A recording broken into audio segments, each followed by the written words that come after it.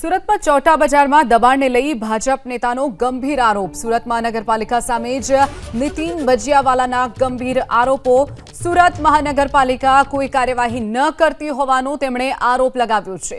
ચોટા બજાર સુરતમાં છે કે નહીં તે એક પ્રશ્ન ઉપસ્થિત થાય છે તેવું પણ નીતિન ભજીયાવાલાએ કહ્યું છે। દુકાનદારો પાથરના વાડા પાસે ભાડું લે છે તેવી વાત કરી છે તેમણે। અગાઉ અનેક વખત રજૂઆત કરવામાં આવી છે છતાં પણ આ સમસ્યાનો ઉકેલ ન આવી હોવાની પણ નીતિન ભજીયાવાલાએ વાત કરી।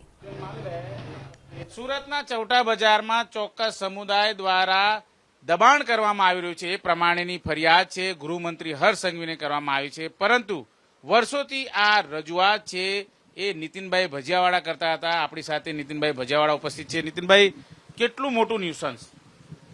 મને એવું લાગે છે કે કદાચ સુરત જે ઝડપે ખાલી થઈ રહ્યું છે, વોલ સિટી અમારું, કે જ્યાંથી અમારી પાર્ટીનો જન્મ થયો, ભારતીય જનતા પાર્ટીનો, અને એ જ આ બાલાજી વિસ્તાર ચૌટા બજાર, ત્યાંના રહેવાસીઓ જે ઝડપે અહીંયાથી ખાલી થઈ રહ્યા છે એનું એક મુખ્ય કારણ હોય તો આ દબાણ પણ એક એનું કારણ છે।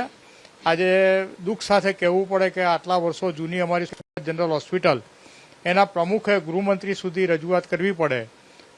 અસંખ્ય વાર મેં પણ અહીંયાના તંત્રમાં વારંવાર રજૂઆતો કરી છે। હવે જોઈએ આ વખતે કદાચ ગૃહમંત્રીએ કીધું નહીં કીધું, પણ તો હવે ગૃહમંત્રીની પ્રતિષ્ઠાનો પ્રશ્ન છે